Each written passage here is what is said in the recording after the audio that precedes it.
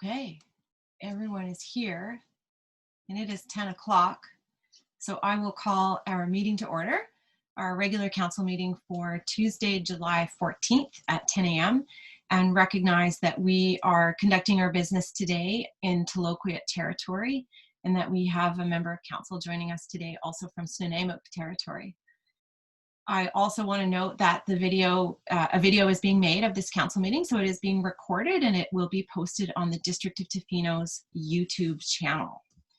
May I please have a motion to adopt the agenda?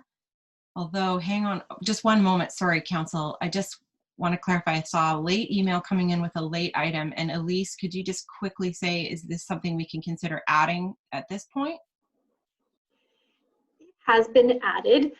So there are two ways that an addendum can be added, whether that's submitted by council and then agreed to at this point in the agenda, or whether it's deemed urgent business by the CAO and approved and circulated before the start of the meeting. And so we have included in the agenda package for everyone today, and it will have an associated presentation at that item.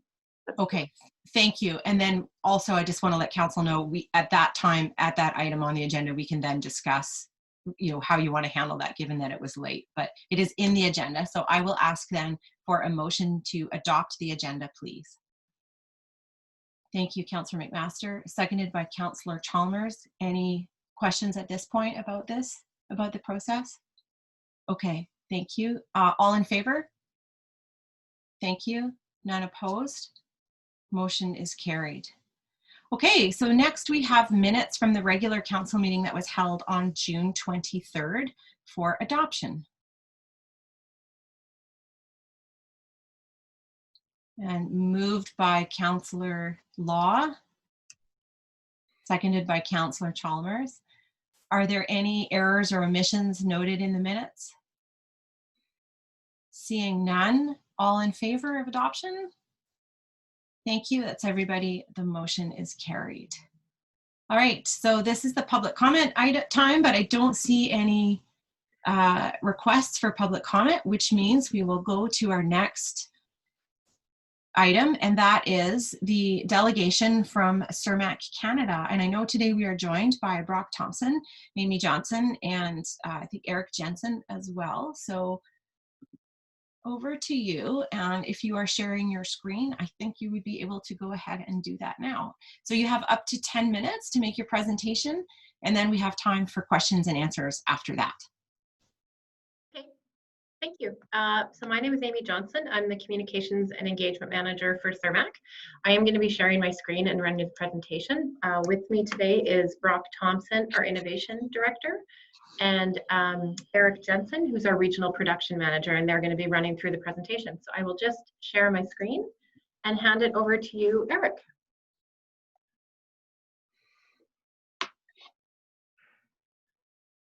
Okay, thanks everyone. Yeah, I think I know a few of the faces in the room. My name is Eric Jonsson. I'm the Production Manager here in Tofino.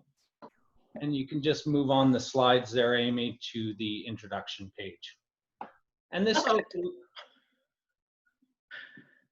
Sorry. Technical troubles already, sorry. There we go.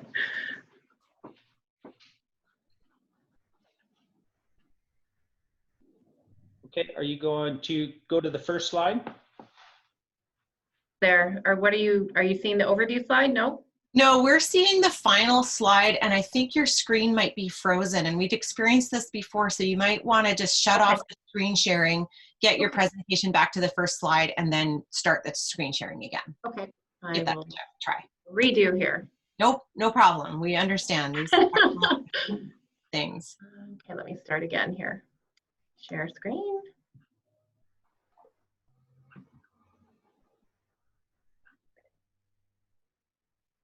All right, how's that working? Hey, that's great. Okay. And also just to let you know, sorry, just to let you know, Linda Sams, our Sustainable Development Director, has also just joined me as well. Great.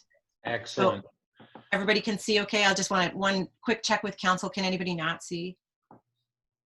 Okay, hearing none. I think we're good. Thanks. I'll mute myself and let you start off on your 10 minutes. Don't worry, this doesn't count. All right. Thanks, Josie. Yeah, so just a quick overview for anyone who doesn't know a little bit of background on Cermaq here. We're a salmon farming company on the west coast of Canada. We operate on Vancouver Island with offices, our head office is over in Campbell River. We have an office up above our processing plant in Tofino, and we also have one over in Richmond. We have warehouse locations in Port McNeill, Campbell River, and we have a small shipping and receiving location in Tofino as well. We have 26 marine licenses, both on west and east coast of Vancouver Island. And we have 4 hatcheries located near the communities of Port Alberni, Campbell River, Comox Valley, and Duncan. We have our processing plant, Cermaq Canada Processing, over in Tofino. And we have a long-standing relationship with Browns Bay, a contractor on the east coast of the island, which is just north of Campbell River. Depending on kind of the season and processing schedules, we have anywhere from 250 to 300 employees total. And you know, being situated through the local communities here of the West Coast, we have a large amount of money going into the local communities with contractors, suppliers, and services. And in 2018, that was about $625 million that went into these communities. On any given year, we're around 22,000 metric tons of salmon. And yeah, we have some exciting stuff going on for Cermaq right now. And yeah, we're pleased to present this to you guys. And I'll pass you over to our Innovation Director, Brock Thomson, to let you know what's going on. Yeah, thanks, Eric. Amy, if you could advance this one there, that'd be great. So thanks for allowing us to take a bit of your time this morning to present the closed cage or the semi-closed cage. And this is what it looks like. This is our installation in our Horsvagen site in Norway. So the cage in front of you is the closed cage, which looks similar but a little bit different than the control cages and the traditional circular cages that you see kind of in the background at that particular site. So what I'll do is I'll kind of explain kind of what's going on with this and how we would our plan to adapt it and adopt it in our operations in the Tofino area. So let's go to the next one there, Amy. So what is a semi-closed cage? It's as seen in the previous slide, very similar to a traditional circular cage, which is something that we do not operate with in Cermaq, Canada, but we do in other parts of our operations in other parts of the world. But the primary components are a steel floater, and that suspends the equipment. It's a 120 meter circumference. It's made out of steel sections. The pipe itself is 1.2 meters in diameter, so it's fairly large, thick-walled pipe. The other main component is a high-density poly bag that forms the physical barrier for the cage. This bag that we're installing in our operations will be 15,000 cubic meters. And there will be a net inside, so there is an element of double containment in here. And that net is a traditional material as we would in our normal operations. The other main component is riser pipes. So these are the water intakes, and these pipes are the 3 that you see in the picture. These are at 22 to 27 meters depth. Now that's not an arbitrary depth. That's something that we've spent the last couple of years determining as part of the design of this particular cage. So it is adapted to our local conditions. And we looked at quite a few different parameters to determine that depth. In order to maintain the water flow inside the bag, the system is driven by 4 35 kilowatt pumps, which pump and move over 300 cubic meters of water per minute. So if we look at that 300 cubic meters of water per minute into 15,000 cubic meters, we get a full water exchange every 50 minutes within the cage. So essentially, these are similar parameters to what we would consider in a hatchery setting for optimizing animal welfare within a hatchery setting for water retention or water exchange rates. So in order to manage this particular piece of equipment and make sure that the environment within the bag is optimal, there's an entire sensor network that goes inside the bag to help the farm operators ensure that the rearing conditions are optimal. And we will be measuring O2, pH, salinity, turbidity, and water level. Now, water level is important because we need to ensure that we have enough water inside the bag to maintain the rigidity. So it's a little bit like a balloon. You have to increase the water pressure inside the bag in order for it to keep rigid. So the water level inside the closed cage is actually higher than the water level in the ambient ocean. So that's how the bag maintains its rigidity. And then, of course, to observe kind of what's happening inside and around the cage with regards to the fish inside the cage, we've got above and below water cameras. Now, because this is quite a bit different than a traditional farming setting, we need a support barge to support the systems on the closed cage. And that support barge would house O2 generators to provide oxygen to supplement what Mother Nature doesn't provide for us. It provides electrical generation for powering the pumps, and it's got all the electrical control cabinets to allow for automated operations, surveillance of the components remotely, and logs all the data coming in from the probes. And it provides alarms for the operators in the event that there are any deviations from kind of the preset parameters given to the closed cage. Next slide, Amy. So what are the advantages of a semi-closed system? Well, the demonstrated advantages are it's customizable. So as I mentioned, there was a lot of work gone into not only the size of the bag, but the depth of the intake.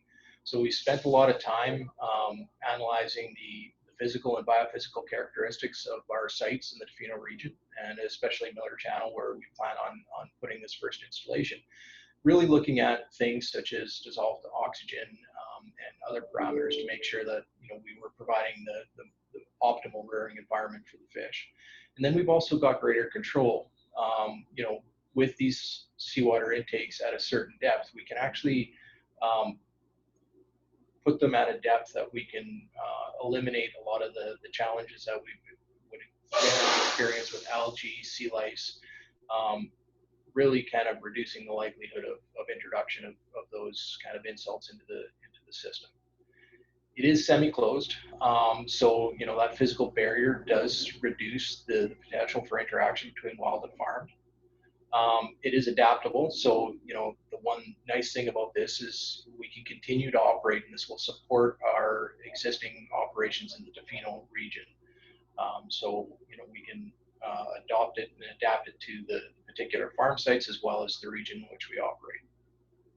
And overall, what we've seen in our trials in Norway is we do see improved fish performance and overall welfare. So it's a way to ensure that we're giving the fish an optimal rearing environment. It's still developmental technology. It's not something that we can buy off the shelf and hope, ensure that it'll work. So there will be things that we'll be looking at.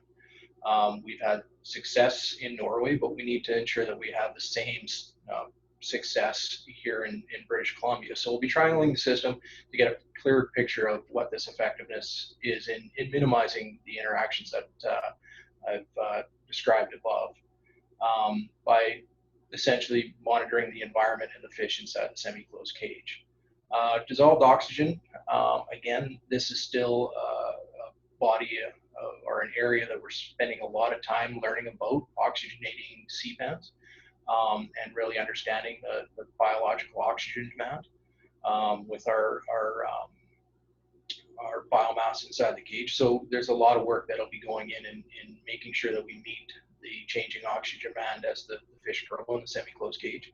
And then ultimately we want to deliver on the benefits. This is an expensive venture for us. It's considerably more expensive than traditional farming. So we want to make sure that we can deliver on the biological benefits that we've laid out and we hope to achieve, and then ensure that we deliver on the ecosystem objectives as well, through measurement of fish performance and welfare measures. Okay, next slide.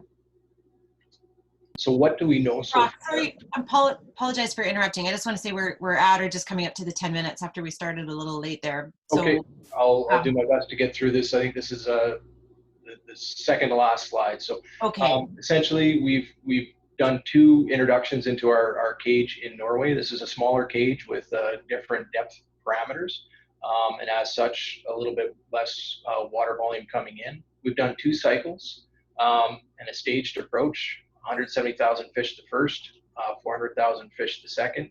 And in both cases, we saw similar results where we see higher growth rates, we see similar feed conversion ratios. And the most important part is we're not seeing any challenges with animal welfare, and we're seeing no requirement to treat for sea lice.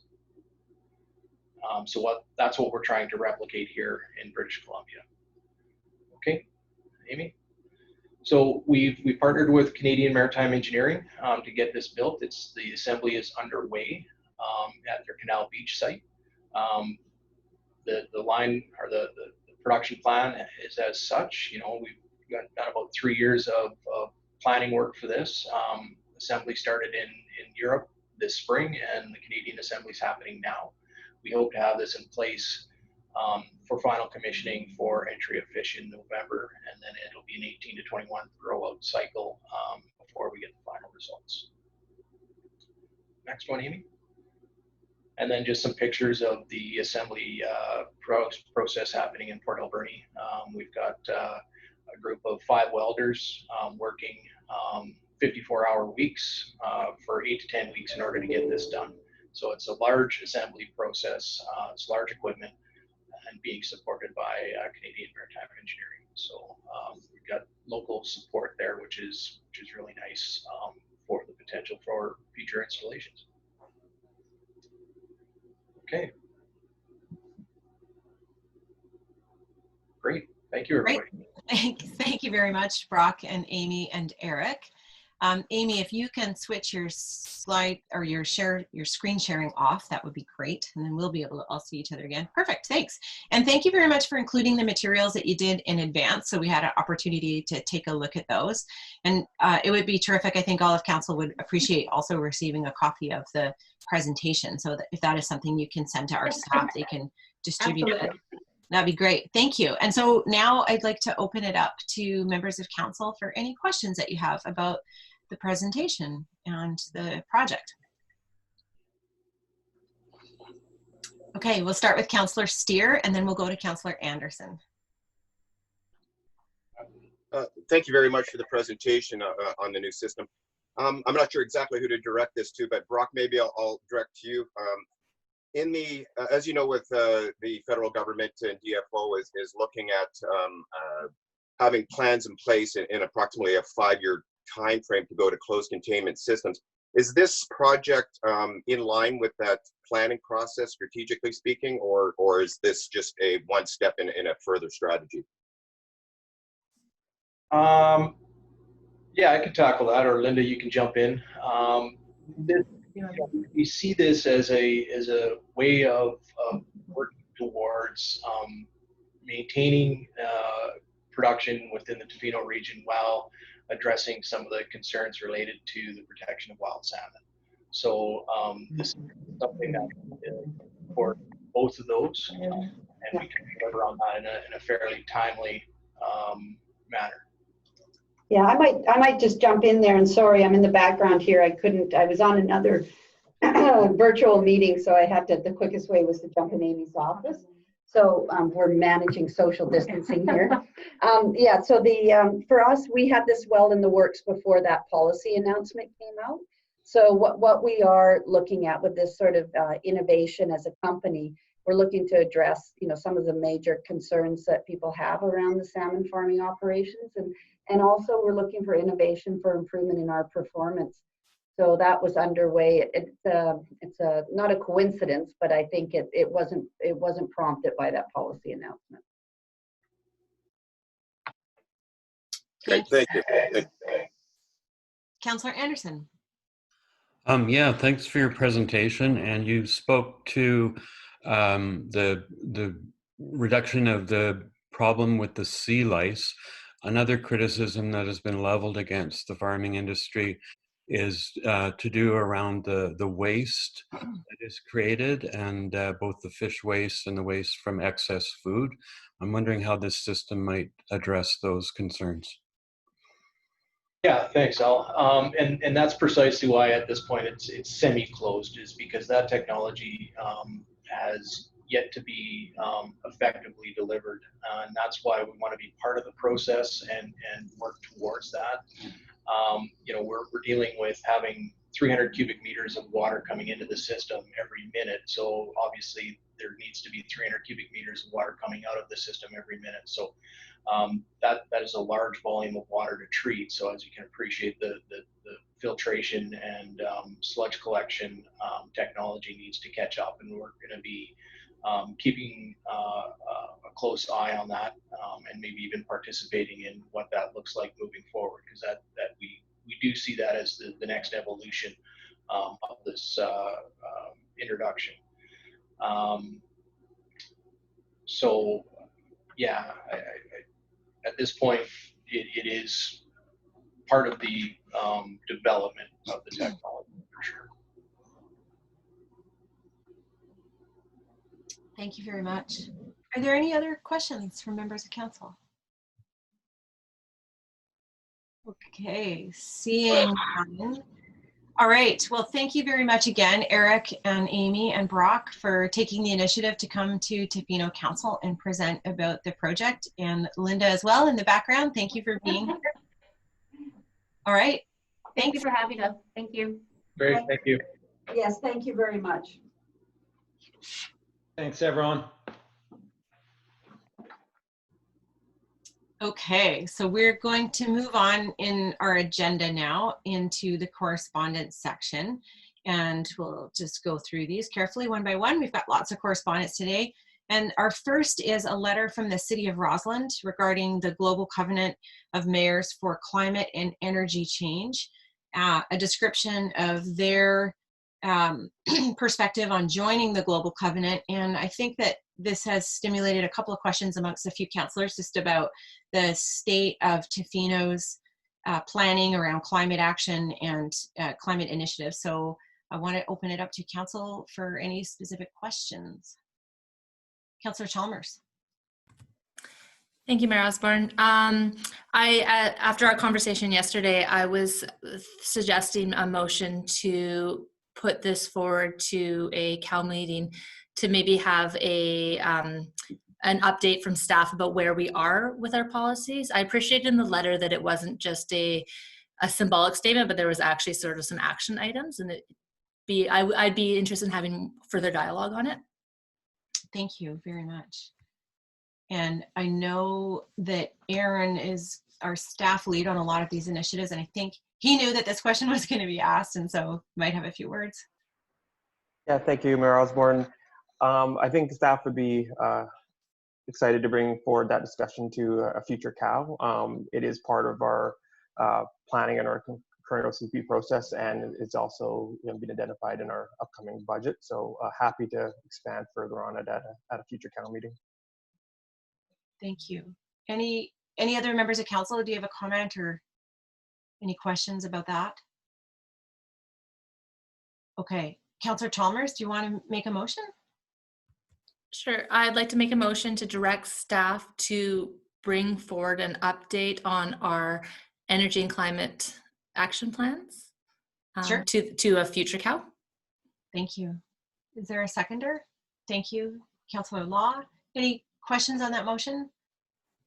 All right, all in favor? Thank you, that's everybody. Motion is carried. Thank you. I look forward to that.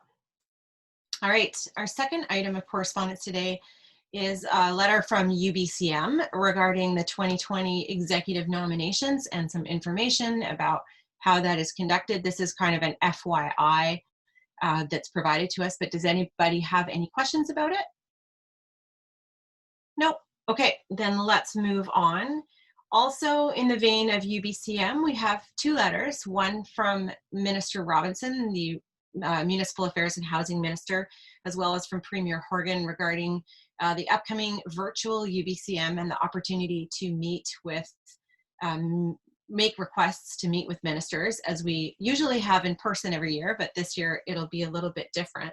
So typically the way we've handled this, a couple of ways we've handled this is to have a quick discussion even now, if you want, about any thoughts you have coming into today's meeting about particular minister requests that you think are important for us to have.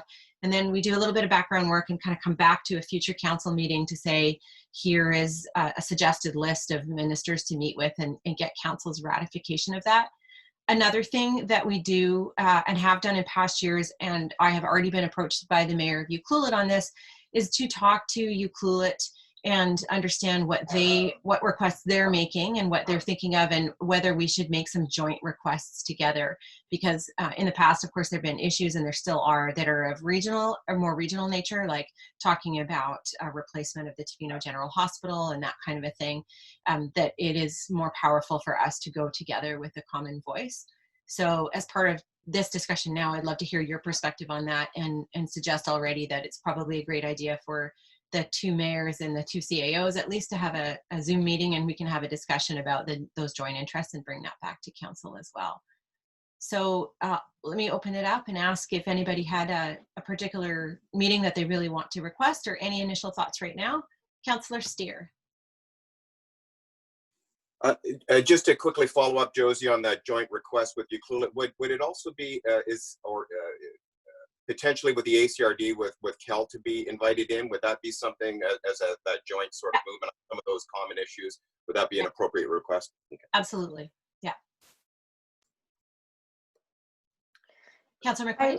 I would definitely suggest a meeting with the Honourable Selena Robinson, Municipal Affairs and Housing. I think that would probably be beneficial, and could possibly be a joint meeting with Ucluelet. Thank you. Councillor Steer?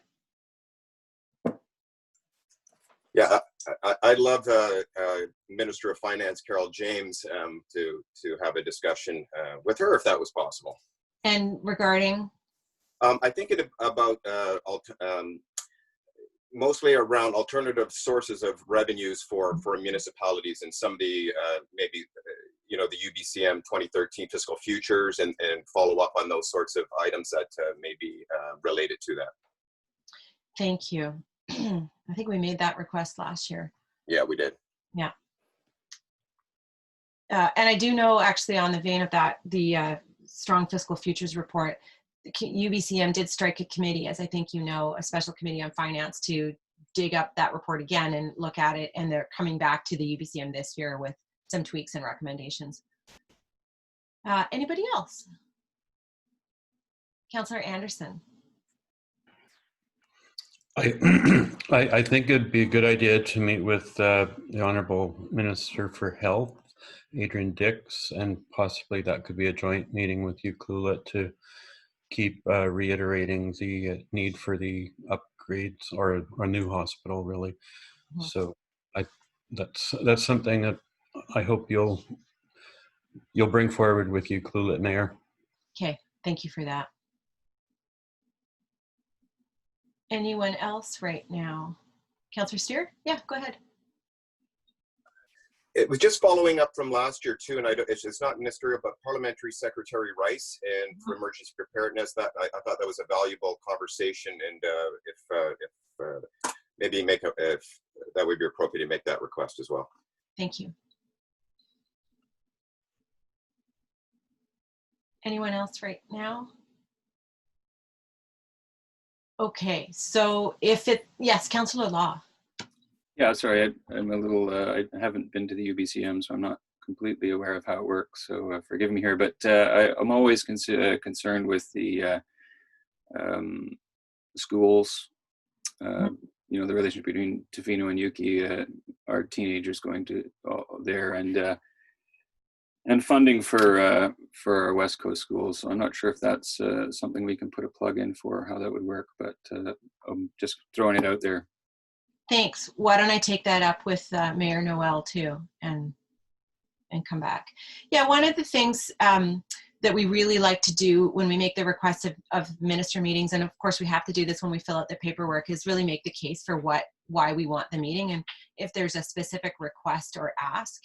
And so looking at our strategic priorities as a council and looking at the current government's priorities and trying to align things and you know, to be able to really lobby and bring our voice. I think particularly bringing our voice as a small community is something that's valuable to do, especially when, you know, as we all know, things are kind of centered out of Victoria sometimes, and there's a urban rural reality that is difficult to overcome at sometimes, and just being there to be present and give a bit of a lived experience voice of what it's like to be in a small community, doing these things, struggling with tourism infrastructure, with schooling, with the hospital, you know, continually raising our voice that way is a really powerful thing to do. And in that vein, we often, well, I think always, we ask to meet with the Minister of Tourism, Arts and Culture, again, to talk about the Resort Municipality Initiative Program and to say thank you for that, but also highlight our needs and the potential advancements we can see and the progress we can make with that kind of program. We have in the past met with the Minister of Indigenous Relations and Reconciliation, but in this case, I think because he is also our MLA, we have a little bit easier access that way. And so I don't know that we need to make a request through UBCM. We can leave those requests for other municipalities that perhaps are local governments that don't get as much opportunity to talk to him. So if everyone is okay, my suggestion would be, I don't know that we need to make any formal motions right now. They are not as, sometimes in past years we've been, you know, we've tried to get on this really quickly because making requests to meet in person, they're already starting to juggle calendars. But my understanding is though, it's likely that we might get some of these meetings a little outside of the window that the actual virtual conference is taking place. And so I'm expecting there's a little bit more kind of availability, hopefully sort of leniency with the timing and that. And so why don't Bob and I go, why don't we speak with Mark and Mako Noel in Ucluelet, and we can come back, you know, using your suggestions here too, come back to council at the next meeting with a suggested list of minister meetings and rationales for what we want to take forward. Does that sound okay? Okay. Mayor Osborne, I just wanted to note that there is a deadline, and it is before the next council meeting. So all of the requests are to be submitted before either August 4th or August 3rd in the letters. Well, that is not going to work. I've got the Premier's letter here open, but I don't have the other one open. Yeah, if you click the link for registration, it tells me that I need to submit it before August 3rd. And then in the Minister Selena Robinson's letter, she outlines requests to, I believe it's her letter that's August 4th. So there's a bit of a day in between. Okay, so yes, I see that now. So to make a request with Minister Robinson, it has to be done by August 4th, correct? Right, and then that's what I'm saying, yeah. Okay, and then with the other ministers, it is also August 4th? It's August 3rd, Monday, August 3rd. Better. And we don't have a second council meeting in July? You do not. Okay, that's the other piece of information I forgot. Okay, in that case, I'm thinking out loud, we can either,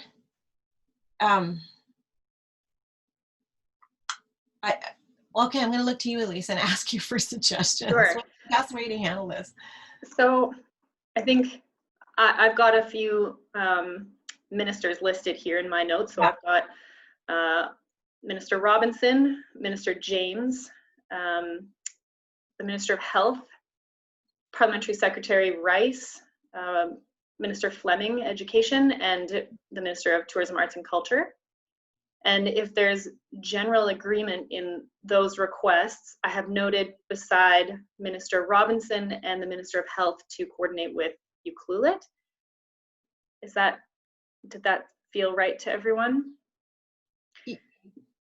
Yeah. Then the motion could just be to direct staff to submit requests to the ministries that I've just outlined, unless you feel that there's more conversation that's needed, and to work with the District of Ucluelet for those two that I mentioned. So the motion would actually be that staff be directed to submit the following requests to the 2020 UBCM convention.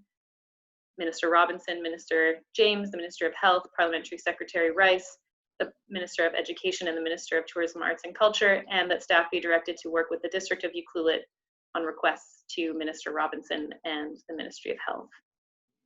So I think that sounds good, but with respect to working with Ucluelet, can we leave off the specific ministers and can it be a little bit more open and to work with Ucluelet on any joint requests? I mean, because there might be a rationale to meet with one of the other ministers together as well, like education. Yeah, of course, we can make it a little broader. I apologize you're having to do this in one meeting. That's not our typical process, but we didn't get the letter. Yeah, we just don't have another meeting to bring it forward. Okay. Understood. Councillor Steer? I just wanted to add, would we need to add ACRD in conjunction with Mayor Noel or District of Ucluelet in those joint requests, or those ones that we want to have a joint request between Ucluelet, Tofino, and on a couple of those potentially ACRD rep as well? Yeah, with that, yeah, I agree. And I think just adding, you know, pending discussions with the ACRD and the District of Ucluelet on joint meetings, and then that, you know, for example, the hospital again is another potential one. I know it's the West Coast, but through the regional hospital district, which is governed through Port Alberni, that is a wise move. Thanks, Councillor McQuaid. My apologies in advance to Elise, and if it would please the rest of the councillors, I would add Minister Judy Darcy, mental health and addictions, given the conversations that we've been having in community. And also I realize that we don't get all the meetings we ask for, so asking for a few extra. We did have a really great meeting with her last year, and I would be grateful for the opportunity to follow up. Agreed, very much agreed. Thank you for that. Okay, so Elise, if I might impose upon you to read that out again. Okay. I apologize. I don't have all of the names of the ministries or the ministers, so I'm just going to read the names of the ministries as I know them. So the motion would be that staff be directed to submit the following meeting requests for the 2020 UBCM convention, listing Ministry of Municipal Affairs and Housing, Ministry of Finance, Ministry of Health, Ministry of Mental Health and Addictions, Parliamentary Secretary for Emergency Preparedness, Ministry of Education, and the Ministry of Tourism, Arts and Culture. And that, this is the second part I haven't fully fleshed out here, pending conversations with the District of Ucluelet and the ACRD regarding shared priorities and shared meetings. That works for me. I saw a nod from Bob. Okay. Okay, so that is the motion. Would somebody please move it? Thank you, Councillor Chalmers. Is there a seconder? Councillor Anderson, and a thirder. Any discussion? Okay, all in favor? Thank you. The motion is carried. Yes, and I too am sorry that was a little bit messy, and it's true, we'd normally have a couple of meetings to do this. So the pandemic and the meeting timing and everything just sometimes creates us having to think on our feet a little bit like this, and I really appreciate your patience, so thanks for that. Okay, so we're going to move on, and under 7.4 we have a number of letters that have been sent to council from residents and from business owners who may not live here regarding questions and concerns around the Tofino Housing Corporation, and particularly around some of the administration, the financial, the duty of care, and those matters, which is all public information and something that is very important for all of the public to understand. And so I wanted to have a discussion with you now about an approach to responding to these letters, and just to review again kind of how council correspondence is handled in that, and I'll ask Elise to do this just to state how it is acknowledged when a letter is received and responded to. And then I wanted to have a discussion about writing a letter that would be a letter sent in common to all of these letter writers that is shared equally with them, but also made public so that it's very open and transparent what the answers to the concerns that are being raised in the letters are. So Elise, if you wouldn't mind, just kind of review quickly with us what happens when somebody sends in a letter and how it gets handled. Sure. So any letter that's addressed to mayor and council will be circulated to mayor and council, and the manner in which it's circulated depends on a few things. It largely depends on whether a request is being made of council or if something is being introduced for your information. So the discretion that's used there is to ensure that council meetings are efficient and used for council business where a decision is requested, or where a number of letters are pointing out potentially a source of information that would lead to a decision. So it's really about decision making when an item gets on an agenda, and then otherwise we have the council correspondence package that is compiled weekly of all of the correspondence that is received, addressed to mayor and council, and sent to you on Fridays. And council always has the option to pull something from that information package of correspondence and have it listed on an agenda for discussion or decision at a later date. That's our general process. I can answer other questions if there's details missing. Thank you. So first of all, just on that, did anybody have any questions about that process, that general process? Okay, thank you. And then on the matter of the letters, I'd really be interested in hearing your perspective on the merits of having an open letter that's provided back that responds to the different concerns. And I would also appreciate your feedback on timing that. It's my opinion that this is something important to get out sooner rather than later. And I am aware we have a public hearing coming up for the Tofino Housing Corporation on Monday night. And while the public hearing matter is constrained to the use of land and the density of units that is being proposed there, the fact that the proponent is the THC, and these are letters about the THC, adds a little bit to the general confusion, I would call it, or just the potential for general confusion maybe. And so in my opinion, it's important to get this information around financial controls and administrative structures and those kinds of things out and open in the public, so that there's clarity provided by the district on that. As it's noted in one of the letters, this corporation is owned by the District of Tofino, and so ultimately it is mayor and council who have that responsibility. And so that's why it is important that the letter come from one of our staff and from the District of Tofino rather than the housing corporation itself. So I'll stop there and invite comments. Or pick someone. Councillor Law, please go ahead. Yeah, I'm in favor of doing an open letter, but I also was concerned, the content of the letter, what it would mean for, like, does it mean that all councillors agree with the content or that sort of thing? Like we're actually dealing with some of these questions that have been brought forward, concerns about THC as listed in the letters, some of them, with Ian Scott and with the staff presently. So, I just wanted to see an overview of what the letter would contain and how it would pertain to us as councillors.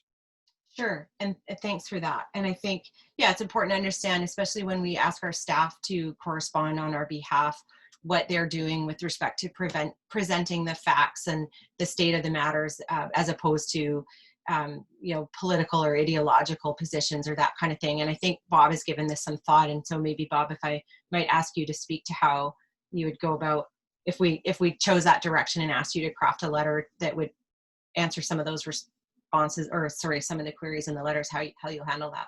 Thank you. Yeah, thank you. Seeing this letter on the agenda, we've started making some notes about with respect to some of the things that are being asked. Want to say first of all that having residents, taxpayers asking these kinds of questions is something that's totally reasonable and expected. So what we would like to be able to do as staff is provide information and maybe correct some misunderstandings that are there. Informational only, as Mayor Osborne has indicated.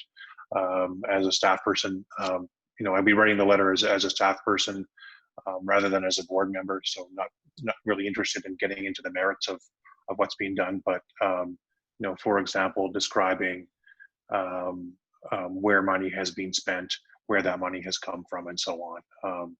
More than ready to do that. As I said, we've started making notes.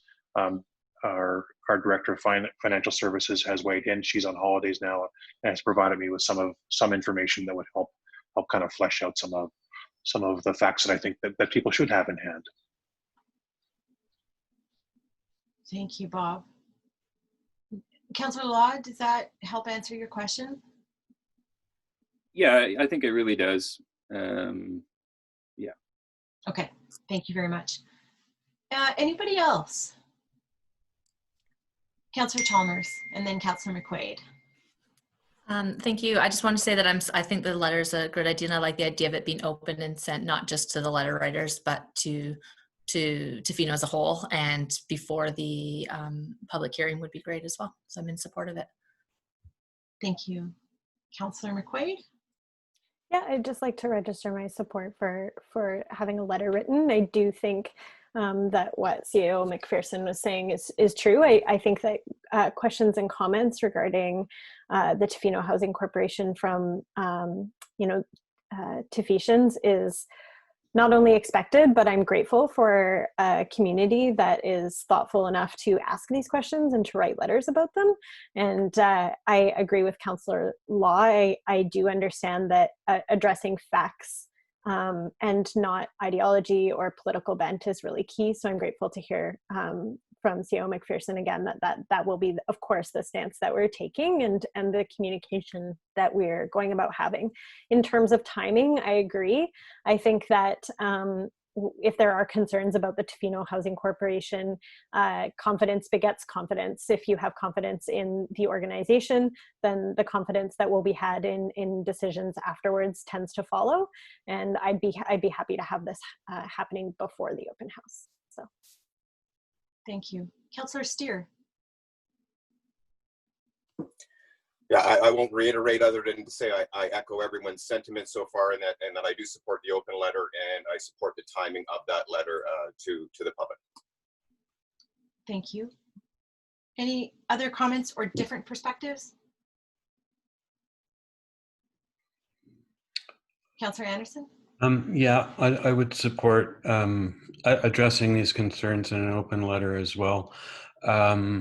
It's I guess the part of the content of the letter is sort of the ideological express concern that whether or not government should be involved in creating housing altogether.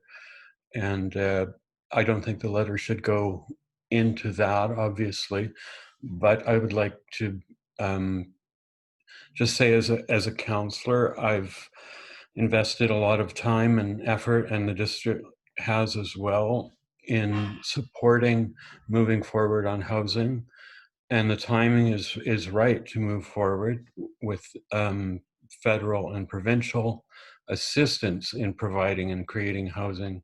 So the fact that the Housing Corporation is moving along and getting things done in partnerships with other governments is a good thing. So I'd just like to express that as a counselor while we are reviewing these letters and responding to them. Thank you. Thank you. Any other perspectives? Okay, in that case, I would move then that staff be directed to compose an open letter responding to written concerns regarding the need for activities of and financial model of the Tofino Housing Corporation, and that the letter be widely distributed to the community at large before the public hearing that is scheduled next Monday for the zoning amendment bylaw 1279. Is there a seconder? Thank you, Councillor Chalmers. Any questions or final thoughts, comments about this? Okay, I'll call the question then. All in favor? Thank you. That is everyone, and the motion is carried. Thank you very much. And we will move on to the next item, and that is a letter from the District of Squamish. This is a letter that was sent by the mayor to all of the mayors of communities that have RCMP policing contracts or have the RCMP delivering police services in their communities. And I did take the opportunity to call the mayor and have a discussion with her about the letter and its genesis and origins, and appreciate that one of the things that they did in Squamish, following everything that has happened around the world and concerns around policing, was to initiate a conversation with their local officer in command and detachment members and have a very good and frank discussion, and that led to the creation of this letter. So although the letter is signed by the mayor, this is very much something that they've had the opportunity to discuss as a council and with their RCMP detachment. So I thought it was really important to bring this letter to you all as members of council to see what other municipalities are saying with respect to the way they're moving forward in their relationship with the RCMP. And I think that it should lead for us to a good discussion. And I know that many members of council have been having thoughts about how to initiate further discussion and to deepen the relationship between us as a community and community leaders, council in particular, with the RCMP, and bringing concerns of the community at large to the RCMP, but also having much stronger discussions around priorities and alternative approaches to dealing with certain situations. My own perspective in the past has been that our relationship with the RCMP, mine as mayor and us as council, has been somewhat limited. And although it has been a positive relationship in that communication channels are always open and the ability to discuss things with the officer in charge is always present, it's not something perhaps we've taken advantage of to the extent that we really need to and ought to be. So I'll stop there and ask for your thoughts and perspectives and comments about how you might want to take something forward. Who would? Yes, Councillor McQuaid, please. Yeah, thank you, Mayor Osborne. I was really grateful to see this on the agenda, and even more so for the length and thought that went into a letter like this. I think quite often we can receive correspondence from other municipalities that gestures towards the weight of a problem, or gestures towards UBCM or towards motions. And I think that the thought and research that went into this letter that shows up here today is really unique in providing other municipalities with RCMP detachments a little bit of direction. So it would be my thought, and looking to other councillors here for support or direction, to refer this, the correspondence from the District of Squamish, to both staff and our local RCMP detachment to talk about how we can further that established relationship that Mayor Osborne has indicated that we do have in a more community-minded way, so that while the, as mentioned, lines of communications are open, that we have more an increased contact and discussion about the ways in which our relationship evolves and the ways in which we can steer that relationship to benefit our community. Thank you for that, Councillor McQuaid. Others? Councillor Steer? I won't repeat everything that Councillor McQuaid has said, but I'm very supportive in through discussions of finding those channels to increase that community collaboration with our RCMP and our community policing in general. And so I would be very supportive of the recommendations and the direction that Councillor McQuaid is bringing forward. Thank you. Councillor Law. Yeah, I just support everything that's been said, and I just want to encourage everybody with the, from what I've seen, the local RCMP detachments full willingness to reach out and embrace changes, embrace the community, and try to make that effort. So I think now is a good time to move forward. Thank you. Anybody else? If I understand, Councillor McQuaid, I think what you're suggesting then is refer the letter to the RCMP and ask our staff to assist us in setting up a meeting, or? Yeah, I would be grateful for that. Okay. So would you like to make a motion to that effect? Sure. So just for clarity, perhaps Elise, you can help me here. I'm referring to correspondence from the District of Squamish regarding the community health and safety to staff and local RCMP to request the arrangement of a meeting with our local RCMP detachment. That works just fine for me. Thank you. Thank you. Okay, that is moved and it is seconded by 2 people at the same time. Thank you for that. Any final thoughts or comments on the motion? I'll call the question. All in favor? Thank you. Motion carried. And if it's all right with you, I'm going to just write quickly back to the Mayor of Squamish because I wanted to let her know the outcome of today's discussion and having this meeting on that. I think she will be encouraged by the fact that she's going to hear back from some local governments and may arrange to meet a little bit more with those local governments to share ideas and approaches of how communities are having these conversations with the RCMP. So thank you very much, everybody. All right, our next item is a letter from the City of New Westminster that we have been copied on. Well, no, actually we've been addressed directly to share their recent council resolution on disaggregated COVID-19 data collection. There's no specific request of us except to consider the matter, and the letter is before us. Anybody have any comment or question or want to take this further or do something with it? You're okay? Okay. Then we will move on at that point to the next set of correspondence, which is from the Association of Vancouver Island and Coastal Communities with an update on where things are at and the virtual AGM that's going to take place at the UBCM this year, and a few other notes, including their call for nominations. Did anybody have any questions about that? Nope. Okay. Then we will move on to our last item of correspondence, and that is a letter that we received from resident Zoe Rodakanaki about signage and enforcement of parking along Lynn Road. And I did take the opportunity to have a quick conversation with our CAO about this in advance, and I know that staff is already thinking about it. And I see that Brent has turned on his screen, which I think means first of all, let me just say I really appreciate the letter from Zoe. Since she lives there, she sees this every single day, and she certainly highlights a lot of things I think that we're all aware are going on with respect to how busy and popular the beaches are, even now during the pandemic. So Brent, did you want to make a couple of comments in response and tell us what's happening? Yeah, thank you, Mayor Osborne. Good morning, Council.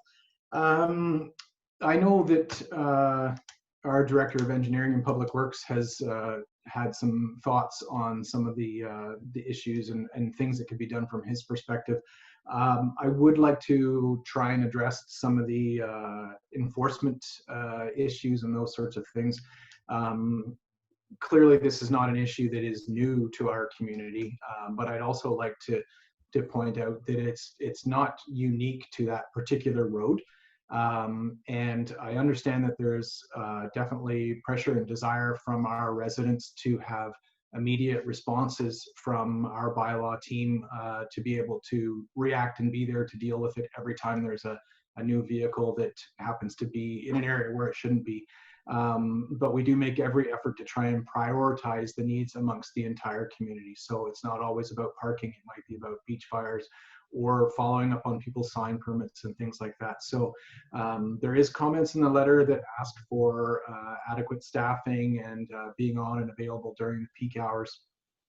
So I just want to make that point that while we fully understand the issues that are out there, we are making every attempt to try and to cover all of the areas at the community, and it's just not physically possible to go from one call to the next because we have to work through things in a process.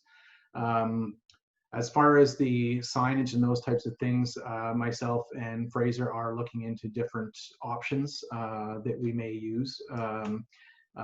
In some areas, we feel that the signage is adequate and does the job.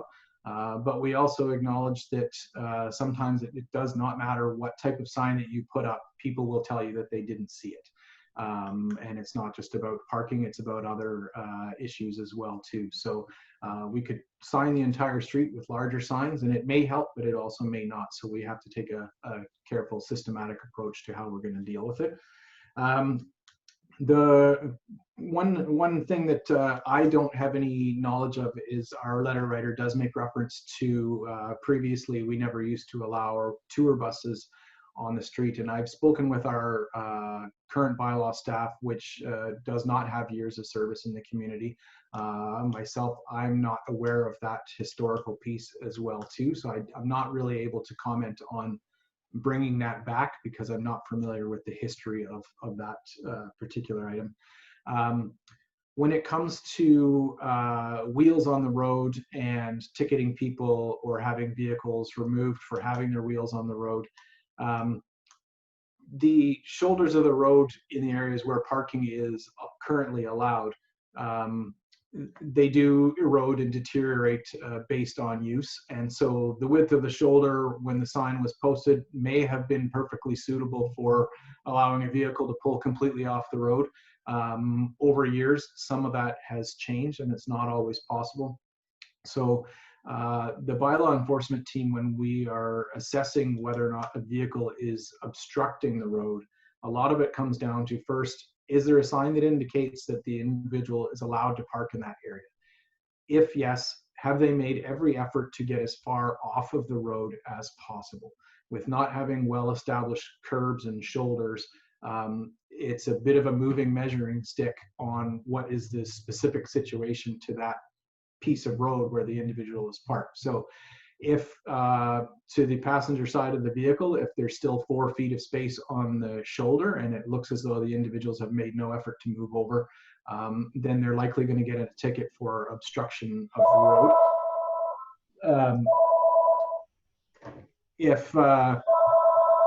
Sorry about that. If they are parked in a way that causes vehicles to completely go into the oncoming traffic in order to get around them, then that's also going to lead to an obstruction charge. Sorry, this phone never rings until I'm on the council meetings here. So we have to look at it like that. If they have made every effort to get off the road, however, they're still on the road, but our signage allows for parking in that area, then it's pretty challenging for us to give them a ticket when they have done everything they could in an area where we told them it was okay. Sorry, pardon me. So that's kind of how we look at it right now. We do have the bylaw officer team that are out there regularly. They make numerous passes through that area and all parts of town. And then the other steps that we do as well too, when we hear that people are on both sides of the road or it's becoming really narrow, is we'll often, myself or other members of the fire department, will actually drive down there with a fire truck just to see what the emergency access is and how safe is it if there was an issue. Most of the time we don't have any concerns, but if we do, then we are in a position that we can issue notices for that as well too, if it's truly limited. So I definitely understand residents feeling like they don't want to have to be the police and police their own individual area. But something that is always an option is responsible and respectful role modeling. So these are not issues that are limited just to visitors. These are issues that are visitors and resident related, in all different areas. We all have that opportunity to, demonstrate responsible parking. And if somebody asks us the question, hey, am I allowed to park here? We can let them know that, it's not the best place, or we don't have to say these are the rules and that, but we can encourage people to do things differently and not put ourselves in any, unnecessary position of risk or anything like that, just to communicate with people, because people do appreciate information when it's available. It's a lot harder after they've parked and left it to chase them down and have them come back and change their behavior afterwards. So. Thanks very much for that, Brent. Councillor Steer. Yeah, Brent, thank you very much for addressing the issues in the letter. I had one just quick note, and you touched on it briefly. With your protective services hat on, was there issues if there are issues surrounding access to properties and your ability to navigate your equipment down that road at those peak times, or at any time, to be honest, is that a concern? And you touched briefly on it, and I just wanted to maybe some further information around that, because that would obviously be one of the big concerns, not just for fire, but obviously for ambulance as well, that would be using those roadways. Yes, absolutely. If at any time we feel that a vehicle is restricting access for a fire department or an ambulance, the option is always there to tow. If it's a vehicle restricting access to somebody's property, may not necessarily be an emergency, but doesn't necessarily mean that it's okay. The property owners have the right to come and go as they please, and we have that option to tow the vehicle as well too. We do also have to acknowledge that there is one company that provides towing services in the community, and they're not always able to get to things immediately. So while in the city, a tow truck may arrive within 15 minutes of an infraction, out here, it is, it does happen that it's only available for that, for the towing, 3, 4, 5 hours later, just because of the circumstances that we deal with. So those are tools that are accessible to us. We do use it. There was vehicles towed this weekend for parking infractions along the highway. We tow vehicles for parking in front of people's residences when we receive notification of that. If it's not a real safety concern and they're just partially on the road, we're not necessarily going to tow just for that. It is quite expensive, and we can definitely find other ways to deal with it, but it is an option. Thank you. Councillor Law? Thanks a lot, Brent. I have noticed an increase in parking along there, and the narrowing road and residents' frustrations fairly recently. Is there a discussion on a parking strategy for North and South Chesterman? Is that in the works anywhere? Is there talk of at some point in the future doing anything different? Great question, and Bob has an answer. So yes, one thing that we had planned on doing this year was a review of our parking and looking at some demand management techniques. We removed that from the budget in an effort to try to minimize work that we're doing and the costs associated with that work. So that's been pushed out to 2021. I know that since Mr. Work has joined us, it's an area that from his experience in Victoria, he has a lot of interest in and some ideas on. And so we've started working through those, working through some of the possibilities, not just for that neighborhood, but for other neighborhoods as well that do see a surge in parking demand during the busy times of the year.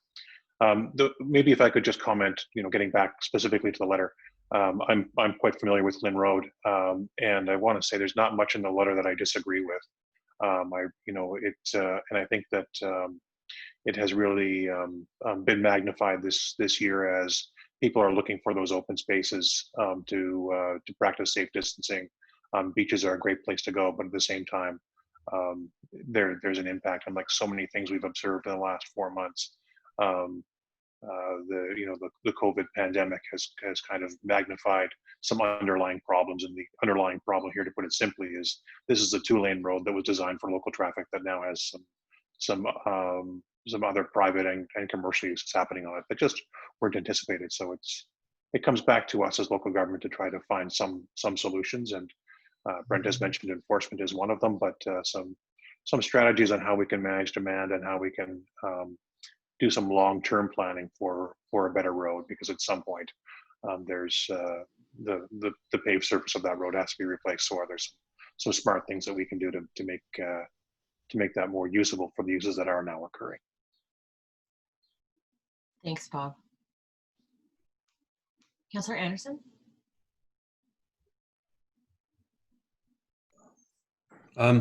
Yes, I'm just wondering, I know that it's difficult to come up with any short-term solutions, but there may be some actions we can take. I'm not sure.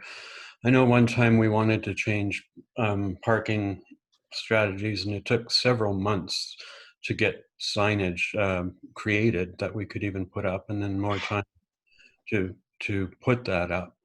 So I think the long-term solution is ultimately going to be having to widen the road somehow, but I think we're a long ways off from that.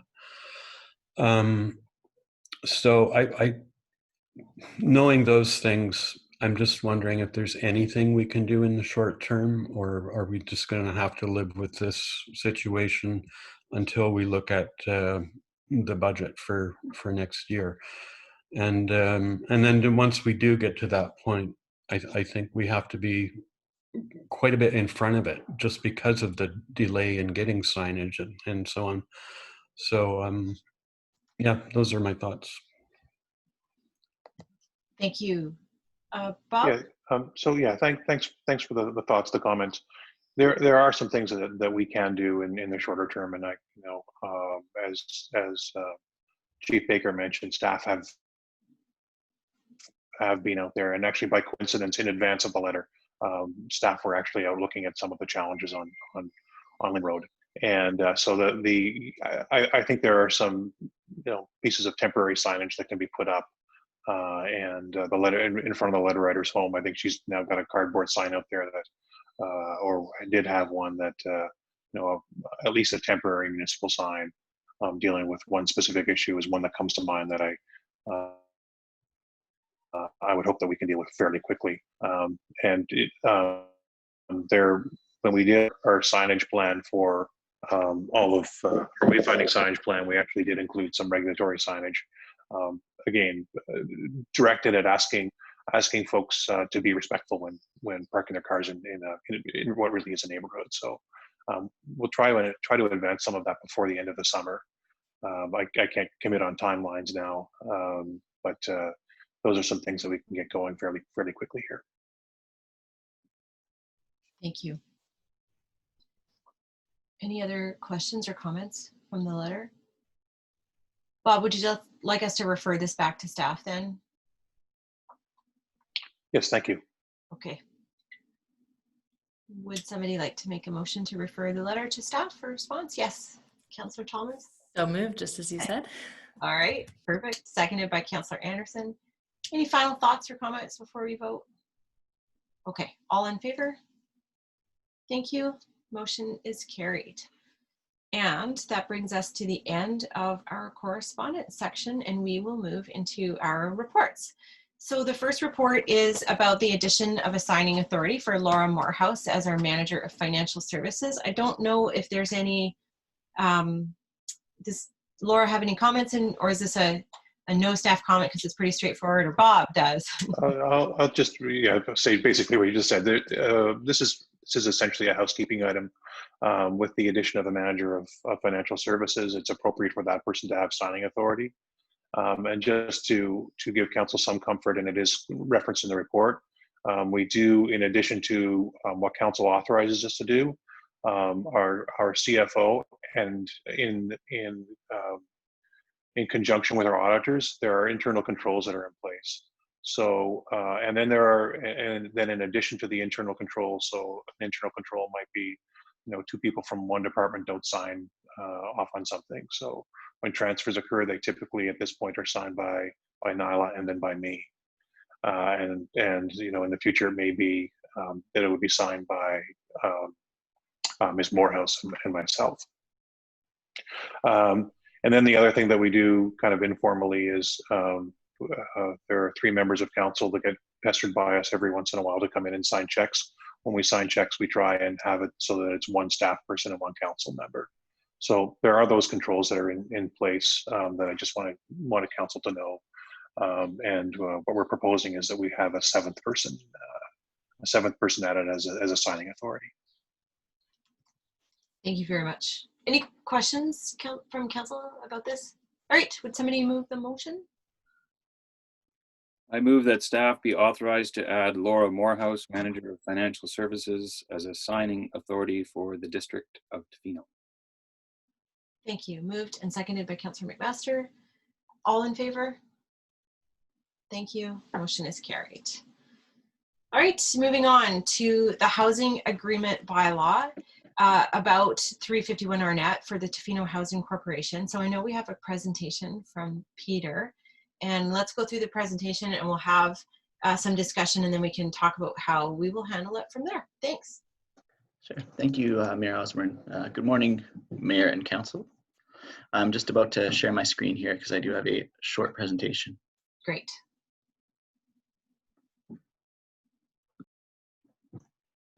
So hopefully everybody can see kind of the opening slide of a brief presentation. Sure can. This is the report to council is pertaining to a housing agreement bylaw. This housing agreement bylaw is associated with the ongoing rezoning application at 351 Arnett Road by the Tofino Housing Corporation. So a brief little bit of background.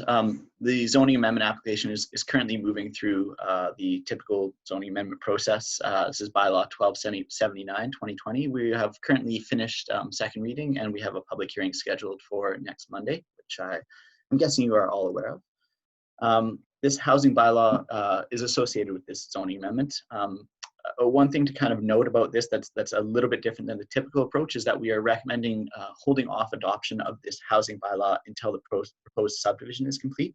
Typically, we would be looking to adopt the housing bylaw prior to finishing the zoning amendment. The reason staff are recommending holding off adoption of this housing bylaw until after the subdivision is complete is because the housing bylaw will only apply to a certain section of the overall subject property. Currently, the property is not subdivided. The rezoning will facilitate that. And it's from a legal and administrative perspective, it's actually quite difficult to register a housing bylaw only to a particular portion of a property when it's not described by legal lot lines. And as the District of Tofino is the current owner of the property and will retain ownership through subdivision, after subdivision, the lots will be transferred to the Tofino Housing Corporation. As we will retain ownership, any risk that's typically associated with adopting a zoning amendment prior to adopting a housing bylaw is fairly well mitigated, as we are very much in control of the process up until that point. So from a, I guess, kind of an administrative perspective, it's actually much easier to just wait until we've actually completed the subdivision so that we know exactly which lots this housing bylaw will be registered to. So the intent of the housing bylaw is essentially to regulate the use of the units and also to kind of regulate who can rent the units in this particular aspect of the development, and also specify maximum rental rates. So this particular housing bylaw will be applied only to the two apartment blocks that are part of the development. It will not be applied to the duplex sites that are also associated with the development. So I'm just gonna do a quick little minimize here. So the affordable housing aspect of this development is proposed. Most of the development, or most of the units in the development, are intended to provide for sort of affordable, attainable housing to the residents of Tofino. The information that we have, or that we often kind of base our understanding of affordable housing is from the 2015 Affordable Housing Needs Assessment. And within that, AHNA, permanent year-round rental accommodation is something that we discuss regularly, and it's one of the housing categories that have been noted to be of great need within the District of Tofino, and that's something that this particular development is looking to address. Proposed rental fees from the Affordable Housing Needs Assessment are as follows. These are adjusted for 2019 to consider inflation and things like that from the original 2015 numbers. I didn't have a great conversion for 2020, so it's estimated that they'd probably be, $40 to $50, maybe up to $70 in difference for 2020. But it gives us a good understanding of approximately what the Affordable Housing Needs Assessment is recommending. So single occupancy units as low as $670, medium income households, this is up to $43,800, just below $1,200, and higher income households about $1,600. These would be the monthly rental fees. The Affordable Housing Needs Assessment indicates that according to their methodology, the median Tofino salary is just under $24,000, and the average is about just over $30,000. The 2016 census notes that the median total household income is approximately $72,820, and that's been adjusted, of course, for 2019. So it's not exactly a direct comparison to the way that this development is proposed to be. There are a variety of home sizes that are kind of the categories that we are considering in terms of maximum monthly rent. So these are studios, 1 bedrooms, 2 bedrooms, and 3 bedrooms. And the rental rates are proposed to occupy a range of prices. So this would be based on occupant income and subsidization opportunities. Affordable housing development is a little bit complex when it comes to funding. So in order to have a certain amount of lenience and a bit of flexibility, there's a range of proposed rents, and these would be based on the applicant's income, household income, as well as the development ages and the overall mortgage is reduced. It's anticipated that maximum monthly rents will also be reduced as well. So the home sizes and household income levels also cover a larger range than what's described in the Affordable Housing Needs Assessment, but in general, they are very much in line with Affordable Housing Needs Assessment goals. One other thing that is worth noting, actually, while we have this on screen, is that the maximum monthly rents being proposed by the applicant are slightly higher than what was originally proposed to council in their first letter associated with the rezoning application. My understanding is this is a result of some more recent information that's been reviewed by the Tla-o-qui-aht Biosphere Trust that describes sort of livable wages and anticipated kind of percentages of that should go towards housing needs. So some of the highlights of the agreement, my understanding is that the actual agreement itself, which was an appendix to the report, was unfortunately not included in the council agenda originally. I know that that has since been provided to mayor and council. However, I'll try and go through some of the highlights right now. If there's any questions or discussion after, I'm happy to discuss in more detail. Qualified person is defined. A qualified person kind of includes somebody who has lived within this area in the Alberni-Tla-o-qui-aht Regional District for at least 2 out of the last 3 years. They don't own any other property anywhere else in the world. They make a certain amount of money. Typically we use sort of an entire household income threshold to define this. And they're employed by either a private business or a nonprofit or one of the government agencies or are senior or on disability assistance within this particular area. Also within the agreement, maximum monthly rental rates and associated rates of yearly increase are defined. And then there's also a selection process outlined for qualified tenants. So this actual agreement is very much a mirror of the agreement that was recently considered by mayor and council for the similar development at 700 Sharp Road. Things that have been changed include some of the specifics related to the actual types of units that are being rented, as well as obviously sort of administrative things like address, and some of the maximum monthly rental rates. But in general, the idea is to mimic that original agreement. So bylaw 1289, this is the housing bylaw that we are considering. It is giving the district the authority to enter into a housing agreement in the form of that which was attached to the staff report. The responsibility for following this housing agreement is passed to Catalyst via the Tofino Housing Corporation lease agreement. So once the land is transferred to the Tofino Housing Corporation will enter into a lease with Catalyst, who will further develop the property and run the units. And the responsibilities of this housing agreement will be passed to them through that lease. So some of the options that we can consider today would be to grant first, second, and third readings to the proposed bylaw, grant first, second, third readings as amended, reject or refuse the application, or defer, otherwise deal with the application. Staff are recommending the first option. If there's any discussion about some of the particulars of the actual housing agreement, as there was with the 700 Sharp Road agreement, it may be possible to grant less than all 3 readings at this meeting if that's council's desire. Again, as the district is the owner of the land, to complete this housing agreement bylaw prior to completing the zoning amendment is not imperative. So just a quick outline general outline of the next steps in the development as staff are kind of envisioning it and recommending to council. We'd be looking to finalize the zoning amendment shortly, finalize any development permits and development variance permits as necessary shortly after that. Look to finalize the subdivision, and then once the subdivision has been finalized and the new lots have been created legally, we would then adopt the housing bylaw and register it only to the appropriate lots. Another approach that could be taken would be to adopt the housing bylaw and register it to the entire property, and then remove the housing bylaw from the lots that no longer need it once the subdivision is completed. But again, administratively, it's a little bit more simple to go this way, and staff do not see that as an issue. So thanks very much for your attention. Happy to answer any questions and comments. Great, thanks very much, Peter. And like you said, this is very similar to what we saw come forward for Sharp Road. But I would like to, and first of all, ask Council for questions or clarifications of wanting to understand this proposed housing agreement better. Councillor Law? Thanks. Thanks, Peter, for your presentation and all your work on this. Just a quick explanation of the list, your slide with the proposed monthly rental rates.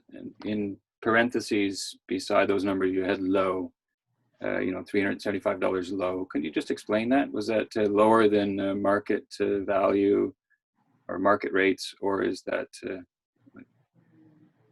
Yeah, sorry. Thanks for bringing that up. I should have explained that more clearly. I was kind of trying to show what the low end of the proposed range was.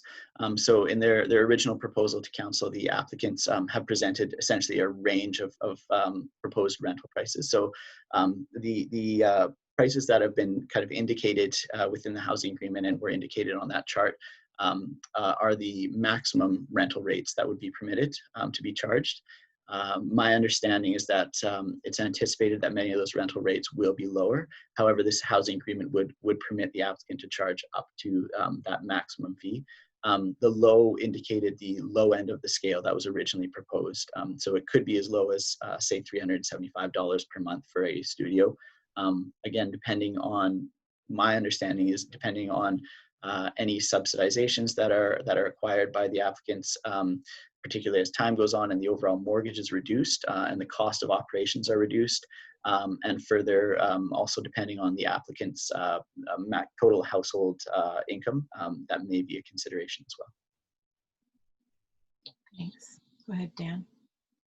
Yeah, thank you so much, Peter. And just to clarify, there is the applicant ultimately Catalyst, I mean through THC, but ultimately Catalyst, are they obliged to like charge less or more or vary their rates based on anything external, or is it just up to them according to this this rental agreement?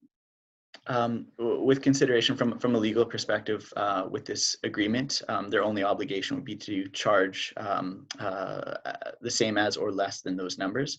I don't believe there's any obligation, at least within this agreement, to charge less. Thank you.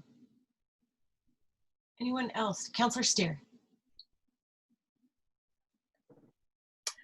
Thank you, Peter. I'm wondering if you could maybe help me with the benefits of going to a third reading at this time before the zoning amendment for the property and the potential subdivision, as opposed to taking it to a second reading and allowing us to maybe examine as we got further on that in the zoning amendment process, to be able to tweak that housing agreement if necessary. Is there a benefit to going to third reading and ultimately adoption at that point, or to just going to a second reading and allowing us the flexibility to be able to re-examine the agreement in light of any other information that may come forward?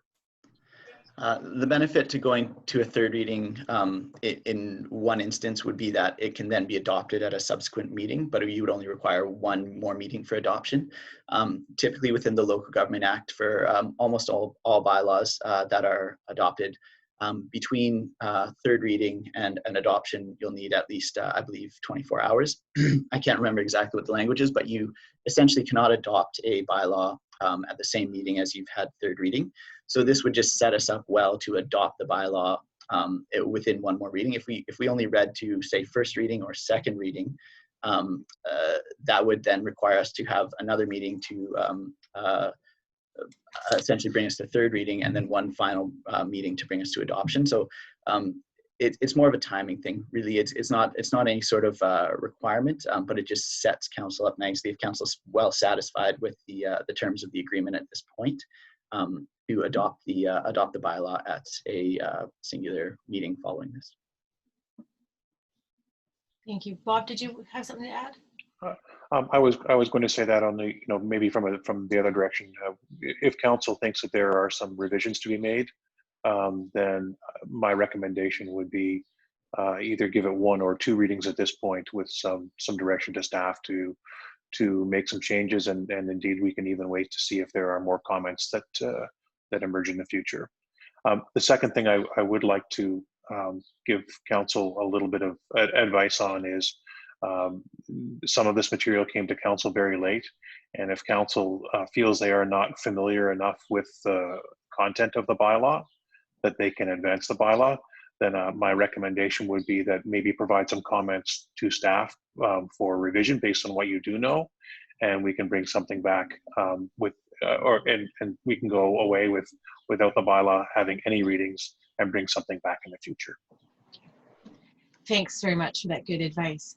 One thing I did want to bring forward to council, and to me this is cause to only go as far as first reading, would be the definition of a qualified person. When the Tofino Housing Corporation was considering what components and what should be in a housing agreement bylaw for Sharp Road, and previously though, really with the Sea Otter House, and we were talking about, we had a lot of different discussions around how long should a person have to live in the region first, and how do you balance that with a person who might be living in Ucluelet or Port Alberni but works in Tofino. And then we came across this situation of, well, what if you work for the national park, so you don't actually work in Tofino but you live in Tofino and Ucluelet. Suffice it to say, we went through a lot of iterative discussions around what was best. And there is no perfect answer. But one of the concerns that I've carried for some time, and and now in this pandemic just doesn't sit well with me, is not having the opportunity to prioritize people who will fit in the income brackets but have not lived here for long enough to have that first tier of priority. And I'm really specifically referring to people who work for Island Health, but I recognize it might be some other agencies as well.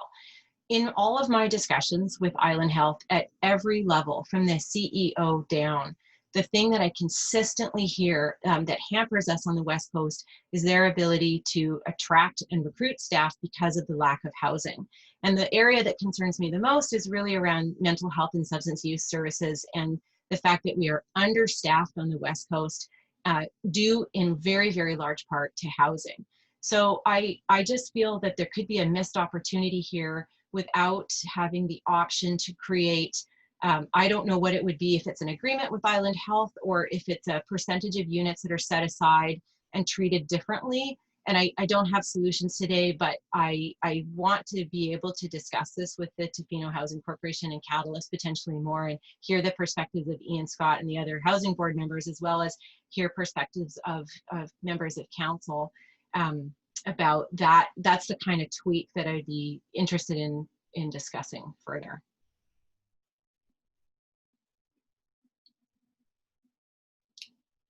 Any feedback or thoughts? Councillor Law? I just want to concur with you and Bob that I would prefer some more time to look at this more carefully. So. Okay, thank you. Councillor McQuaid? Yeah, thank you, Mayor Osborne. I think actually this relates back to my request for a meeting with the Honourable Judy Darcy for UBCM this year. It was the centerpiece of our discussions, was that our understaffing in mental health and substance use was a housing issue, and the roundabout nature in a ministry looking to help us, and us not being able to receive that help in a meaningful way because of our lack of housing. So I think you've hit the nail on the head for me, that this is something that really needs a little bit of further explanation. I would be happy to take CEO McPherson's suggestion and perhaps just pause here and to look a little bit more carefully at what it means to have a qualified person and a definition that benefits the community a little bit more holistically. Thank you. Bob, do you want to add any thoughts at this point? No, and just maybe to reiterate from really just in terms of process, I don't think there's a big difference between getting some feedback from council and no readings, and getting some feedback from council and one reading.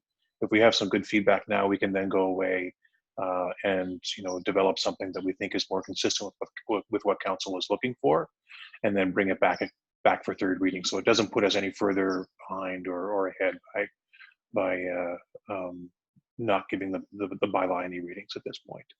Okay. In that case, yes, Councillor Law. Sorry, does that, just to clarify, Bob, do you want us to give you our personal feedback now for consideration? Well, and tricky, but looking for feedback from council as a whole, and I think that what we've heard, and I'm reading the room that's not a room, is we want the one thing that we've heard is to be considered by the Housing Corporation also is consideration be given to people providing critical services in town, and we maybe want to define that a little, come up with a definition for that we're happy with, and that's the one piece of feedback that we've heard that we're happy to take back and run through the Housing Corporation, and then bring something back to council. If there are other things that council is in favor of seeing revised, then that would be a great time for us to know. I just have a quick point for you to consider. I would prefer to see some internal structure for rents. So if there's a low and a high, some kind of rubric to decide what those rents are within the low, medium, and high rents. That so it's not just at the discretion of the management at the time. Everybody pays the high rent, the maximum. I would prefer to see some kind of some kind of I don't know, formula in there. That's just something for me. Yeah, thanks for that. It is a slightly tricky at this point because, for example, this might be a project, if this is going to be submitted to the Community Housing Fund through the BC Housing proposal process for funding, they do have a very specific formula of what they expect with respect to 20% deeply subsidized, 30% rent geared to income, and 50% below market housing. So there is, in that sense, there is a formula. It's not in this housing agreement because that's not an agreement that exists at this time. I think another thing that might be helpful for you, Councillor Law, and for all of council is to understand a little bit more about that relationship between Catalyst as the operator and the Housing Corporation, and ultimately, essentially the district as the owner, in the way that potential profit from rent is reinvested back into housing, and how that distribution of considering people's incomes, families' incomes, and setting the rent is. And then, of course, as rents are set, then just like any other rental housing provider, there are laws in British Columbia that govern how quickly that rent could be raised and those kinds of things. So there's a couple of different mechanisms at play, but I understand what you're saying, which is just understanding that there's no incentive to maximize rents. And in fact, I think that's one of the really strong benefits and merits of having a public housing project like this, is that those are the kinds of structures that are put in place, and it's not a for-profit driven model.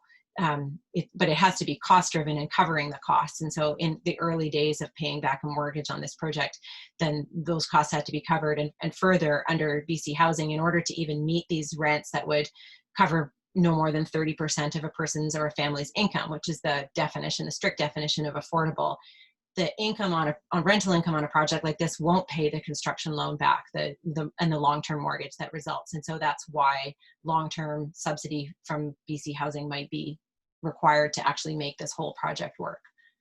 I hope that helps a little bit. Mm-hmm. Yeah, it does. Thank you. Okay. Yeah, good questions, and it's important to understand not only the relationships, but also just how the money flows and how it's reinvested back into housing. So thank you for that. Were there any other concerns or questions that came to anybody's mind? I think we've got a couple of things that our staff will take away. Any disagreements with what's been said so far? Everybody's okay with staff going back to the Housing Corporation and discussing this and coming back. So I think at this point then we'll do nothing. We won't pass a first reading and leave it as is. Everyone okay with that? Okay. In that case, we would move on in our agenda and say thank you again, Peter, very much. Okay, so I think Elise is up next with a discussion around council proceedings. Good afternoon. I don't have a presentation for this this report. I'm happy to answer any questions, and I'd just offer one clarification to the first paragraph of the proposed motion or the recommendation. It does note that the process in place would be there until, quote, the end of the COVID-19 pandemic, and I just wanted to clarify what that means, seeing as none of us know what the end of the pandemic really means. So if you wanted to substitute that, or just in your mind substitute that with the stage 4 of BC's restart plan. So BC's restart plan contemplates a stage 4 when either there's community immunity or there is a vaccine or other acceptable treatment, and processes can go back to a pre-pandemic phase. So that's the intent behind the phrase end of the pandemic. Thanks very much. But it's hopeful to think of the end. All right, so did members of council have some questions that arose from this report? Councillor Steer, please. Yeah, thank you, Elise. I appreciate that. We had a quick discussion around what the end of the pandemic meant, and then there was just one other part on that, and I thought it might be helpful to bring that to council as well. A question I had around the resumption of public presence at council meetings, and that there are still ongoing strategies being looked at in moving forward with that public participation component. Thank you, Councillor Steer. That's right.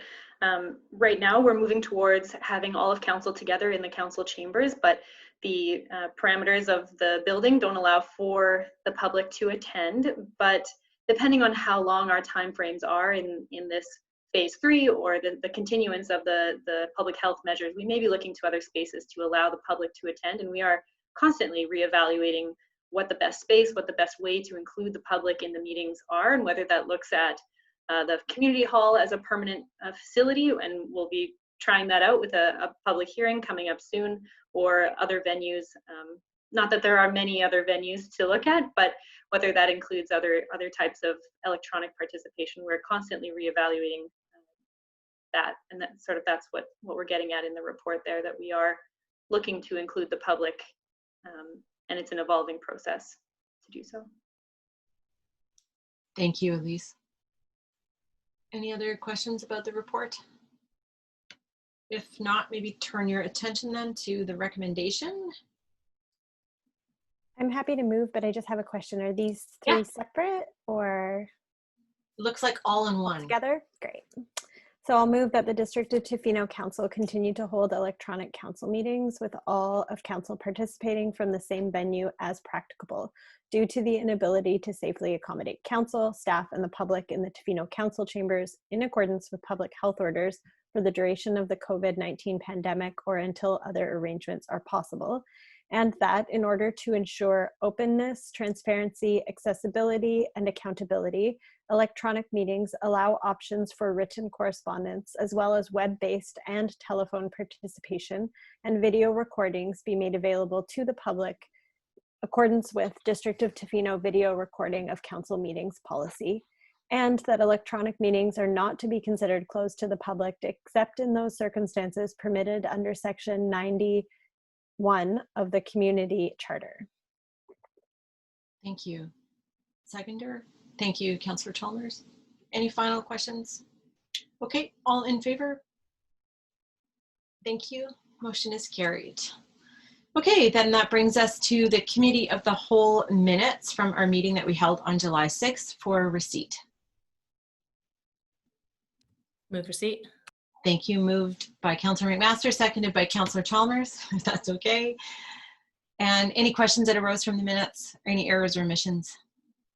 Okay, all in favor? Thank you. Motion is carried. And into the one standing item that we have been doing on a very regular basis around the task force on COVID-19 recovery. So I'm just going to flip my screen here. We did have a meeting last Thursday, and it was once again an excellent meeting. And with each of the task force meetings, I think we are seeing the strength that's being built in the kind of connection and relationships that we are making with each other as members of the task force and coming from different parts of the community. So it is getting much easier to be able to update each other fairly quickly about things that are going on, but then get into deeper discussion. And what I'm really noticing about the task force is that although we still deal with a lot of quick response things, and we do updates and talk about things like the alfresco dining area in response to business and how that's going, and monitoring those kinds of things, the changes in patio use and liquor licensing. What we are also hearing more and more is that the structural and systemic effects that we're seeing exposed, the impacts we're seeing exposed through the pandemic, and the opportunity we have to talk about some longer term changes. And I think for myself, for example, what I just brought up in the housing agreement around housing and the need for housing for island health workers, and in particular the mental health and substance use side of things, is something for me that's just been very reinforced through these kinds of discussions at the task force. So I'll just go through a quick update. And again, just remind everybody that the updates are all available online and are produced within a few business days of each of the task force meetings, and they're publicly available and anybody can take a look at those. So we continue with discussion around youth supports and recreation programming, as well as senior supports, and having a member of council who is not a member of council, a member of the task force who is really active in the seniors community has been a real benefit for the group. We also have kind of finalized through Dr. Marshall and Island Health a bit of an algorithm for how employers can deal with what might happen should one of their employees need to be tested for COVID-19, and kind of the ensuing procedures and processes that are used, and how to deal with their staff. This is something that's publicly available, so we'll make sure that it is sent to you as well, and the Chamber of Commerce will be sending it to all employers. We continue to have some really interesting discussions around metrics and trying to determine how and what is the best way to monitor things like the relationship between the volume of visitors and the volume or the impact on the local healthcare system. And we had some good, careful explanation from task force members and guests who explained how it is difficult sometimes to take a lot of meaning or direct conclusions out of data without understanding the context under which these data are collected. And so in the hospital environment, there are many reasons or many things that can impact the rate of reporting injuries, to visitation in the ER, to the way it impacts staff time. And so I think this is a challenge we're going to be facing for a while. But there's a lot of interest from organizations like the Tla-o-qui-aht Biosphere Trust and through the vital signs monitoring and things that they do, where I think we're going to be able to, in time, have a better understanding of these relationships. And that's something that can only benefit us as a community and as a region. We talked quite a bit about advocacy work for businesses that will be needed coming up into the fall and the winter, and some of the feedback from businesses around the challenges that some people are having enforcing health and safety measures with customers. And again, a lot of discussion around mental health impacts and the kind of weight of working under and living with the different protocols that are in place right now, recruitment issues that local businesses are experiencing. And we talked about testing capacity, local testing capacity for COVID-19, and it's good to have a venue in which to be able to get questions answered and really understand, again, some of the challenges we face as a rural community. We are a 5-hour drive away from Victoria. That's where all the testing is done right now. And so that impacts us because our test results come back it takes basically an extra day. So if you lived in Nanaimo or Victoria in an urban center, you're going to get the results back. And that's difficult for businesses, for example, because if you have a member of your staff that's gone in, you've got an extra day of uncertainty and not knowing, not to mention impacts on anybody of waiting to hear back the results of a test. And then we also had a lot of discussion. We have expanded the task force to incorporate voices from Tofino, or sorry, from Ahousaht and Heshquit. And at the last meeting, we did have a representative from Ahousaht. And so that was a very welcome addition to the task force and resulted in a long conversation about the recent declaration that the Ahousaht, Tla-o-qui-aht and elected leadership have put out regarding visitation and their move back to, essentially their move back to what they call phase 1. So moving back to say we're feeling extremely cautious and want to contain our territory as close to non-essential services, and exercising their Ahousaht law in order to do that. So that has led to some very difficult conversations, but very important conversations about understanding the different perspectives and the different needs for not only information, but also the need for awareness and understanding of where some of the Indigenous communities are coming from. So I think that's an ongoing conversation that's important and we'll continue to have throughout the pandemic. And I was reflecting a little bit lately on how, one of the challenges in this situation is that, not unlike Canada as a nation where a federal government has made a decision to close the international border to American visitors, non-essential American visitors, that this is the type of decision that is being made by the Ahousaht First Nation in exercising its own law in its own way. And so I know that's not easy for everybody. And I just want to publicly thank everybody who's been involved in conversation so far for their patience and for everybody trying to do their very best to understand where everyone is coming from. And I think that's probably a pretty lengthy update from the task force meeting, but I, again, always want to thank Councillor Steer and Councillor McQuaid for being active voices there, and to our staff at the District of Tofino for the support that you provide us at the task force. And ask both Councillor Steer and Councillor McQuaid if you have any comments that you wanted to add to what I have said, and then ask the rest of Council if you have any questions. Yes, Councillor Steer.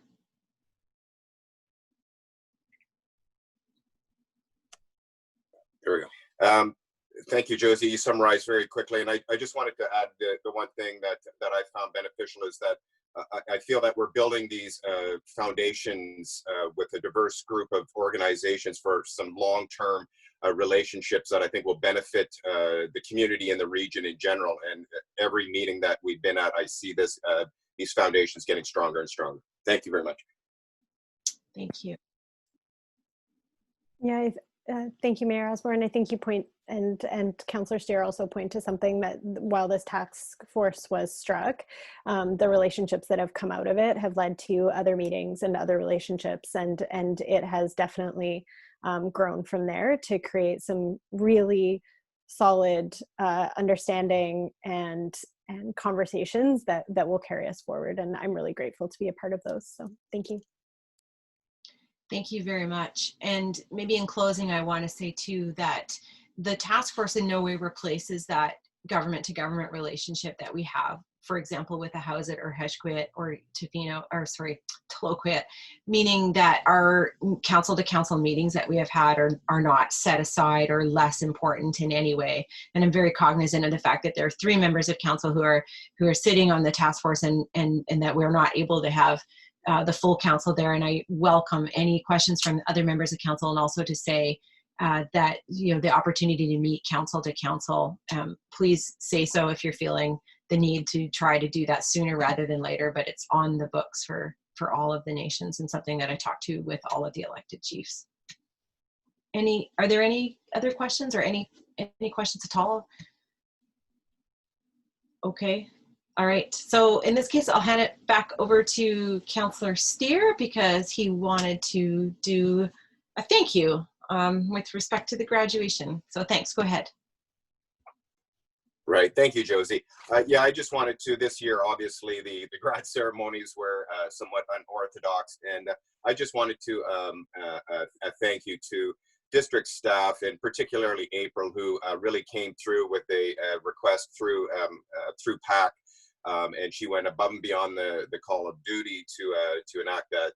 So I really wanted to thank her personally, and through the PAC, and also the Tofino Volunteer Chief Baker and the Tofino Volunteer Fire Department once again really stepped up to the plate to make this unique experience even better. And to you, Mayor Osborne, for attending, and your presence there, I know was certainly appreciated, and just wanted to thank all of those that really helped to make this unusual year that much better. Thank you. Unusual indeed. Thank you very much, Councillor Steer. Okay, that brings us to the end of the public portion of our meeting, and I don't see anybody in the Q&A who has signed up to address council in the question period. So I would ask somebody to please read the motion to move us into the closed portion. I'll move that the meeting be closed to the public pursuant of section 91A(c)(j) and end of the community charter to discuss matters relating to personal information about an individual who holds or is being considered for a position as an officer, employer agent, employee relations, information that is prohibited from disclosure under sections 21 of the Freedom of Information and Protection of Privacy Act, and the consideration of whether council meetings should be closed under provision of subsections 91. Thank you very much. Is there a seconder? Thank you, Councillor McMaster. All in favor? Thank you. Motion is carried.